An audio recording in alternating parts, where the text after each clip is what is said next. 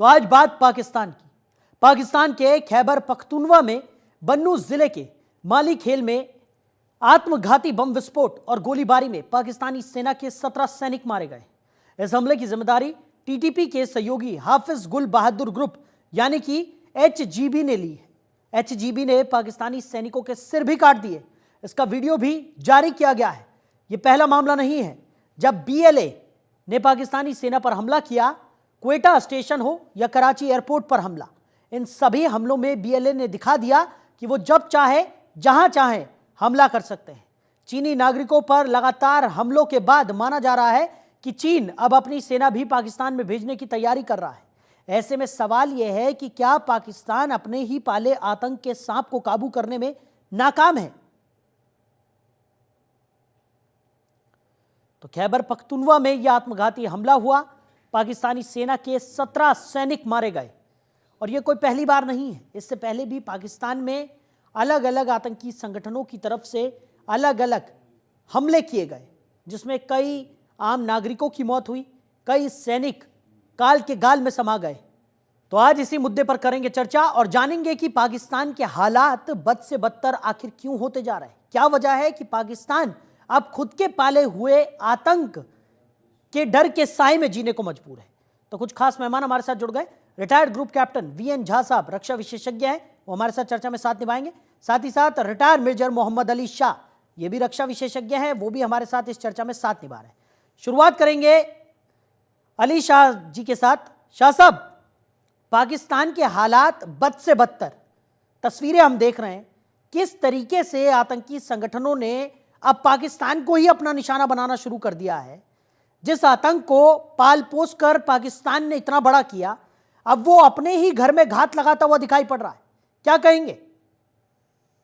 जी साहिल भाई, आपने बिल्कुल सही कहा है। बल्कि तकरीबन 2013 की बात है, हिलरी क्लिंटन ने पाकिस्तान के पार्लियामेंट में ही कहा था, अगर आप सांप पालोगे तो ये सोचिए कि वो सांप आपके पड़ोसी को धसेगा, वो घूम फिर के आपको ही धसेगा। तो जो दूसरों के लिए गड्ढा खोदता है वो आखिर उस गड्ढे में खुद ही गिर जाता है।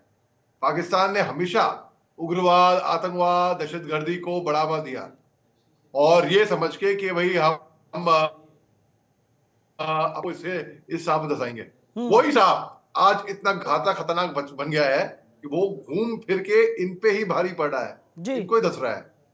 और इसके अलावा पाकिस्तान के पास वो एक प्रॉक्सी वॉर लड़ता है उग्रवाद के जरिए। अब आप देखिए, इतना आत्मघाती हमला। पाकिस्तान एक ऐसा वाहिद मुल्क है जहां पे एक अलग ही कॉन्सेप्ट है। हंसी आएगी हमारे दर्शकों को सुन के, गुड टेररिस्ट और बैड टेररिस्ट। गुड टेररिज्म और बैड टेररिज्म के बीच में good Taliban, bad Taliban, good जिहादी, बैड जिहादी। उस तरीके से पाकिस्तान के पास तरह तरह के नाम है, तरह तरह की ये षड्यंत्र लड़ता है और तरह तरह की साजिशें करता है ये। और ये आज की तारीख में उसी का शिकार है। पाकिस्तान एक कॉमेडी मुल्क बन गया है जहां पर अपनी बातों से वो कॉन्ट्रडिक्ट करता है, लोग जगहसाई होती है, उनकी कोई क्रेडिबिलिटी तो है नहीं। उन्होंने अपनी जमीन परोसी है चीन के आगे कि आप हमारी जमीन रख लो, कोई बात नहीं। और चीन को खुश करने के लिए है, और चीन ने वही बोला कि आप हमको मुलावजा दोगे, कॉम्पेंसेशन दोगे। हमारे चीन के कुछ इंजीनियर्स आपके एक इरिगेशन कैनाल में वहां पे उनकी जाने गई थी, आप हमें मुआवजा दोगे। तो आज की तारीख में पाकिस्तान के वो फटे हाल हैं कि भीख का कटोरा लेकर दुनिया भर में दर बदर घूम रहा है, कोई उसको एक फूटी कौड़ी देने को तैयार नहीं है। फूटी कौड़ी। उनके जो दोस्त लोग हैं मिडिल ईस्ट में, कहां पर है वो मुस्लिम मुल्क, वो तो इनको बेल आउट नहीं कर रहे। जो उनका बड़ा भाई जिनको ये मानते हैं, जो इनको ये छोटा भाई नहीं मानते हैं, जो वो चीन, अरे 5 दिन का मुलायजा करने के लिए शहबाज शरीफ साहब वहां पर गए थे चीन में। वहां पर जी जिनपिंग ने 5 दिन उनको वहां पे, मैं जैसे सुनने में आया कि हॉस्पिटैलिटी भी इतनी अच्छी नहीं थी वहां पे उनके लिए। के बाद पैसे मांगने के लिए आ जाते हैं कहां से। तो एक फूटी कौड़ी नहीं मिली इनको चीन से। तो इतने बेशरम हाल है। पिछले साल फरवरी के महीने में IMF, इंटरनेशनल मॉनेटरी फंड की टीम यहाँ पर आई थी, 10 मेंबर की टीम तकरीबन।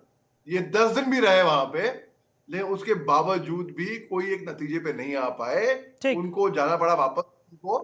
जी झा साहब भी हमारे साथ हैं। झा साहब, शाह साहब ने अभी कई सारी चीज़ें यहाँ पर गिनाई और पाकिस्तान के हाल किसी से छुपे नहीं हैं। जिस तरीके की स्थिति वहाँ पर हो गई है, आम नागरिकों का जीना मुहाल है और अब तो सैनिक भी सुरक्षित नज़र नहीं आ रहे।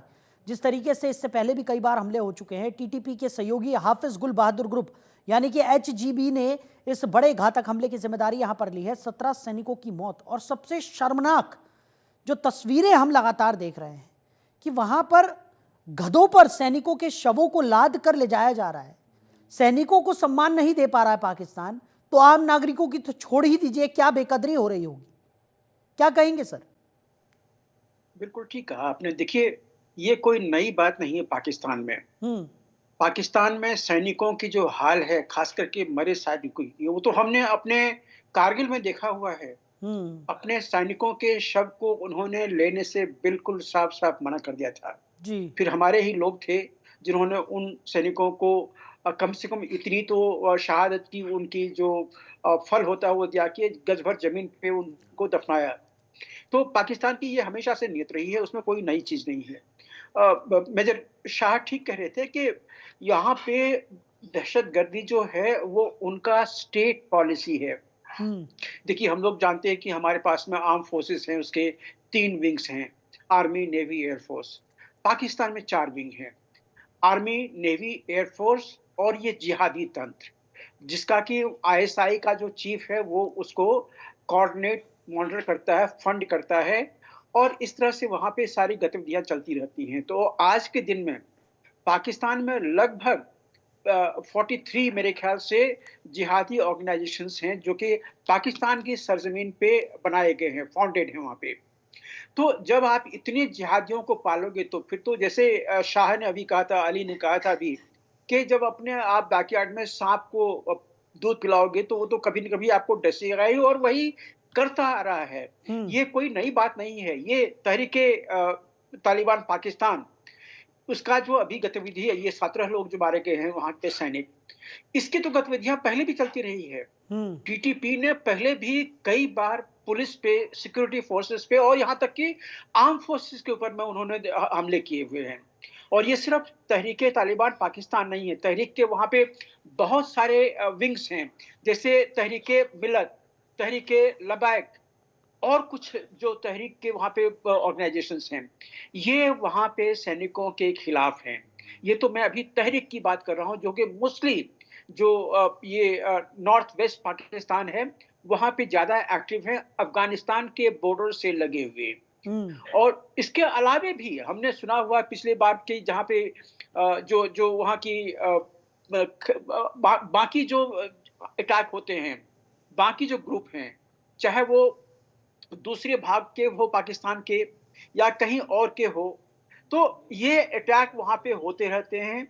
तो ये वहाँ पे कोई नई बात नहीं है। पाकिस्तान में आज के दिन में लगभग 155 के आसपास में प्रोस्क्राइब टेररिस्ट हैं, जो पाकिस्तान कहता है कि वहाँ के जेल में हैं, लेकिन आपने लखवी का नाम सुना होगा, आपने बाकी लोगों का नाम सुना होगा, उसके मीडिया, सोशल मीडिया पे उसके फोटो देखे होंगे। वो आम पाकिस्तान सेना के संरक्षण में वहाँ पे घूमते फिरते एंजॉय करते नजर आते हैं। तो ये वहाँ की रियलिटी है। अब जहाँ तक ये तहरीके तालिबान पाकिस्तान का अटैक सैनिकों पे हुआ है, तो इसके बहुत सारे कारण हैं। देखिए, ये लोग नाराज हैं वहाँ पे चीन के प्रेजेंस से। चीन सिर्फ वहाँ पे अपना जो प्रेजेंस है वो बनाए रखने के लिए या वहाँ की जो मॉनेटरी बेनिफिट्स है वो लेने के लिए नहीं है। वहाँ पे सिर्फ जो ये उनका जो बीआरआई का इनिशिएटिव है उसको पूरा करने के लिए नहीं है, वहाँ पे बहुत कारणों से है।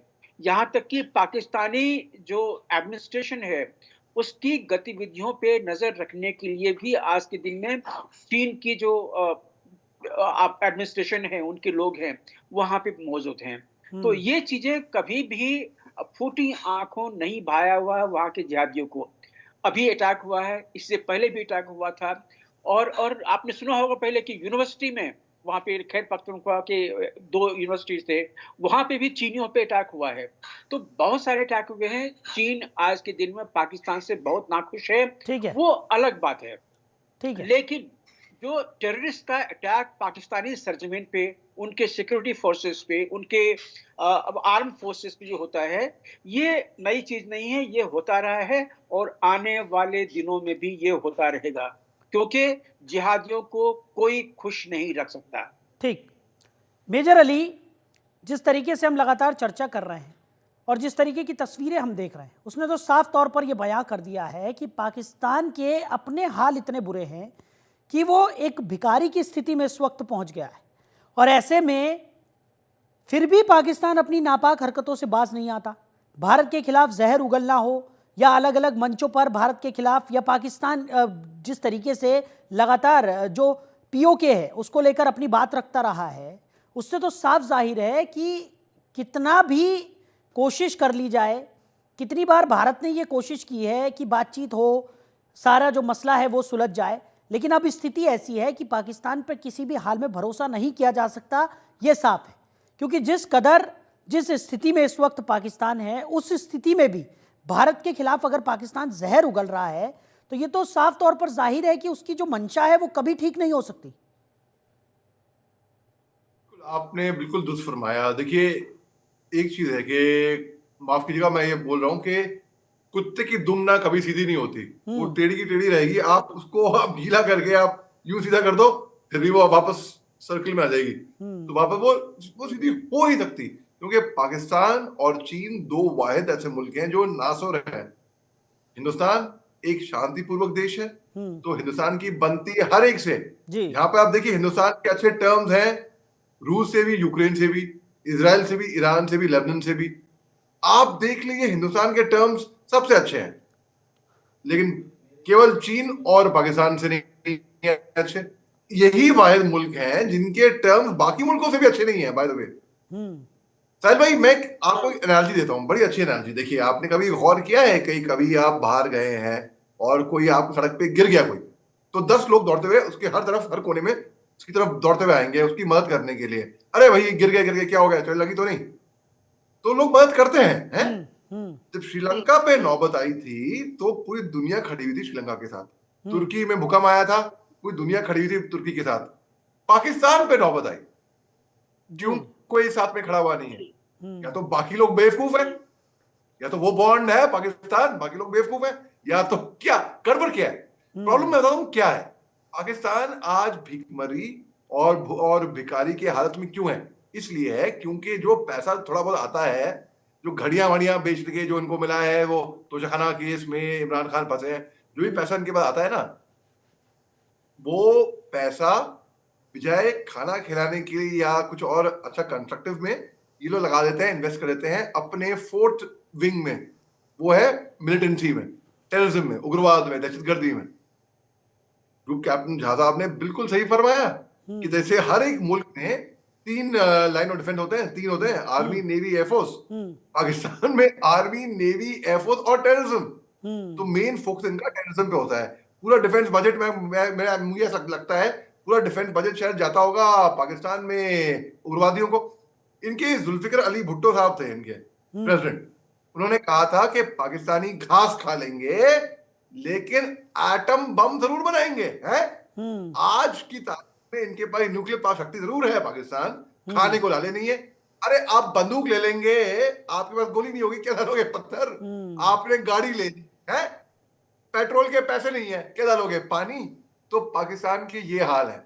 फिर जुल्फिकर अली भुट्टो ने यह भी कहा था, उनकी थियरी थी एक, ब्लीड इंडिया विद 1000 कट्स, यानी कि हिंदुस्तान पे इतने घाव करो कि उग्रवादी भेजते रहो। हम आपको, और जो भी हमारे दर्शक हैं जो उस सरहद के उस पार हमको सुन रहे होंगे ना, वो कान खोल के सुन लें और खूब जान लें कि इनके नापाक मंसूबों में ये कामयाब नहीं होंगे। इनको धड़ाधड़ मार पड़ेगी अगर ये दोबारा कभी भी हिंदुस्तान की तरफ मुड़ के देखें। पाकिस्तान के अंदर करो, अभी 12 फौजी इनकी का खात्मा हुआ है और 8 लोग अलग से, तो तकरीबन 20 लोगों का आंकड़ा लगा लिए आप। तो इसमें यहाँ पे खैबर पख्तूनवा ही नहीं, पूरे पाकिस्तान में ये हाल है। पूरे जी। पाकिस्तान, बल्कि जो बानू डिस्ट्रिक्ट है उनका, जो नॉर्दर्न डिस्ट्रिक्ट में आता है पाकिस्तान की, खैबर पख्तूनख्वा में, वहां पे जो हादसा हुआ है, ऐसे कई हादसे इनके यहाँ पे होंगे अगर ये सुधरे नहीं तो, साहिर भाई। ठीक। झा साहब, पाकिस्तान ने आतंकियों को संरक्षण दिया, ये जग जाहिर है। कई मंचों पर पाकिस्तान की किरकिरी हुई, ये भी सभी ने देखा। पाकिस्तान की इस वक्त क्या स्थिति है, गर्क में चला गया है पाकिस्तान, ये भी सभी को नजर आ रहा है। लेकिन कुछ सवाल ऐसे हैं जिनको लेकर अभी भी कई इस तरह की बातें निकलकर सामने आ रही हैं, जिसने सोचने पर मजबूर कर दिया है कि आखिर पाकिस्तान की मंशा क्या है। चाहे वो आज़ाद पीओके की मांग हो, लगातार हम देख रहे हैं अब ये मांग उठने लगी, चिनाब तक मांग चली गई है, बीएलए लगातार यहाँ पर अपनी नई नई डिमांड्स यहाँ पर रखे जा रहा है। ऐसे में पाकिस्तान चौतरफा घिरा हुआ नजर आ रहा है। पब्लिक मंचों पर उसकी बेइज्जती हो रही है, इंटरनेशनल मंच पर उनकी बेकदरी यहाँ पर हमने देखी है, पाकिस्तान को किस तरीके से लताड़ पड़ी है, भारत ने पाकिस्तान को किस तरीके से लताड़ा है। भारत के खिलाफ जहर उगलना पाकिस्तान बंद नहीं कर रहा, एक तरफ दोस्ती का हाथ बढ़ाता है, दूसरी तरफ से फिर पीठ में छुरा घोंपने का काम करता है। स्थितियां गंभीर पे गंभीर बनती जा रही हैं और पाकिस्तान की हालत जो है वो बद से बदतर दिखाई दे रही है। क्या कहेंगे? साहिल जी, देखिए, पाकिस्तान हमारा इतना अच्छा पड़ोसी है हम्म। कि बार बार यूनाइटेड नेशंस में पाकिस्तान को हमारे जो प्रवक्ता हैं उनके द्वारा उनको संबोधन दिया जाता है कि ये पाकिस्तान नहीं, ये टेररिस्तान है। तो ये तो पाकिस्तान की वास्तविकता है और इसके सारे एविडेंस हैं। लेकिन साहिल जी, इसमें पाकिस्तान अकेला नहीं है। देखिए, पाकिस्तान में आज के दिन में मैंने बताया कि लगभग 43 टेररिस्ट ऑर्गेनाइजेशंस हैं, लेकिन पूरे दुनिया में आज के दिन में लगभग 188 टेररिस्ट ऑर्गेनाइजेशंस हैं जो कि सारे कॉन्टिनेंट्स में बिखरे हुए हैं। लेकिन ये सिर्फ पाकिस्तान द्वारा नहीं है। आप अभी याद कीजिए, जो ये इस्राइल गाजा में जो लड़ाई चल रही थी जी, हमास टेररिस्ट ऑर्गेनाइजेशंस हैं। लेकिन इसको टर्की ने क्या कहा? तुर्की ने कहा कि नहीं, वो तो मुस्लिमों के जो इंटरेस्ट हैं, जो पैलेस्टीन के इंटरेस्ट हैं, उसको वो देखते हैं। तो ये अभी थोड़ी देर पहले जो अली ने कहा था कि गुड टेररिज्म, बैड टेररिज्म, ये उनके डीएनए में है। जितने भी जिहादी ऑर्गेनाइजेशंस हैं, उनको ये किसी न किसी तरह से जायज ठहराने के लिए अपना अपना लीड लेते हैं। हम ये भी जानते हैं कि आज के दिन में कंपटीशन चल रहा है पाकिस्तान और तुर्की के बीच में कि कौन सबसे बड़ा जो नुमाइंदा है वो जिहादियों का नुमाइंदा है। आज के दिन में मेरे ख्याल से पाकिस्तान में नंबर गेम ज्यादा है, लेकिन जो मॉनेटरी बेनिफिट्स जो देता है उसमें मेरे ख्याल से टर्की थोड़ा सा आगे है, लेकिन वहीं पे कतर भी काफी सारे ऑर्गेनाइजेशंस को फंड करते हैं। ये उनकी वास्तविकता है। जितने भी 47 इस्लामिक नेशंस हैं, सबों ने किसी न किसी जिहादी ऑर्गेनाइजेशंस को या तो अपने यहाँ पे फाउंड किया हुआ है, बनाया है, या उनको सपोर्ट दिया हुआ है, या उनको सिंपैथाइज किया हुआ है, या नॉट द लिस्ट उनको फंड किया हुआ है। तो ये वास्तविकता है इस्लामिक नेशंस की, जो हमें नहीं भूलना चाहिए। अब आइए आपका क्वेश्चन। तो देखिए, ये जो जिहादी ऑर्गेनाइजेशंस हैं, अभी हम टीटी की भी बात कर रहे हैं। मैंने कहा था ना थोड़ी देर पहले ही, बलूचिस्तान लिबरेशन आर्मी ने वहां पे चीनियों पे हमला किया था, वहां पे पाकिस्तानी नेशनल्स पे हमला किया था, पाकिस्तानी सेना पे हमला किया था। वहां पे तो बहुत सारे अटैक हुए हैं। आज के दिन में इस साल कम से कम 250 जिहादी अटैक्स हुए हैं। Pakistani security forces, Pakistani arm forces और चीनी जो ऑर्गेनाइजेशंस हैं वहां पे जो काम कर रहे हैं, इन लोगों के ऊपर में। तो ये वहां की वास्तविकता है। उनको फंडिंग भी होती है, क्योंकि जब तक फंडिंग नहीं होगी तब तक उनके पास में आर्म्स एम्युनिशंस नहीं आएंगे। थोड़ा जल्दी सर। तो फंडिंग भी होती है। तो ये सारी चीजें जो है वहां की वास्तविकता है। TTP, JUA, BLA that is Balochistan, BNA, BLF और इस तरह से आईसिस के भी वहां पे एक्टिव रहा है। आईसिस खुर्दिस्तान के जो जिसकी हम बात करते हैं, ये सब वहां पे जो है, इसमें से ज्यादातर पाकिस्तान अफगानिस्तान बॉर्डर के आसपास में है और काफी सक्रिय हैं। तो हमें इससे मुंह नहीं मोड़ना चाहिए, ये वहां की वास्तविकता है। ठीक है मेजर शाह, बहुत ही कम समय बचा है, चंद शब्दों में कोई संदेश आप देना चाहें पाकिस्तान को इस मंच के माध्यम से, और जो इस वक्त करंट सिनेरियो दिखाई पड़ रहा है पाकिस्तान का, कई लोग तो ये भी कह रहे हैं कि अगर ऐसे ही हालात रहे तो 1-2 साल के अंदर पाकिस्तान तो नेस्तनाबूद हो जाएगा। जी साहिल भाई, इनको बाहरी दुश्मन की जरूरत नहीं है पाकिस्तान को। ये आत्मनिर्भर हैं, ये सक्षम हैं, ये सेल्फ रिलायंट हैं जी। अपने आप को बर्बाद करने में, अपने आप को तोड़ने में। हाँ, इनको बाहरी की जरूरत नहीं है इनको। तो मैं ये संदेश देना चाहता हूं कि भाई ये ठीक है भाई, हम मस्त बैठ के तमाशा देखेंगे। आप तोड़िए अपने आप को, अपने मुल्क को। अगर आपको तोड़ना है, इतना ही शौक है तो करिए, तोड़िए। ठीक है। ये है संदेश उनके। चलिए, आप दोनों ही मेहमानों ने अपना कीमती समय हमारे साथ साझा किया और इस चर्चा में साथ निभाया, इसके लिए आप दोनों का ही बहुत शुक्रिया। समय की कमी के चलते हमें इस चर्चा को यहीं विराम देना होगा। तो पाकिस्तान इस वक्त जल रहा है, अपने ही पाले हुए सांप पाकिस्तान को इस कदर डसेंगे, ऐसा पाकिस्तान ने कभी सोचा भी न था। लेकिन स्थितियां बहुत गंभीर हैं। पाकिस्तान की स्थिति इस वक्त ऐसी है कि वो कुछ करने लायक नहीं बचा है।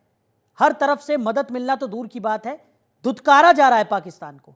अब आने वाले समय में पाकिस्तान क्या और ज्यादा गर्क में समा जाएगा, या इस सिचुएशन से निकलने में किसी तरह की कोई चमत्कार ही कहा जा सकता है कि पाकिस्तान को उस चमत्कार का इंतजार है कि वो इस सिचुएशन से बाहर निकल पाएगा। फिलहाल हमारी इस खास पेशकश में इतना ही।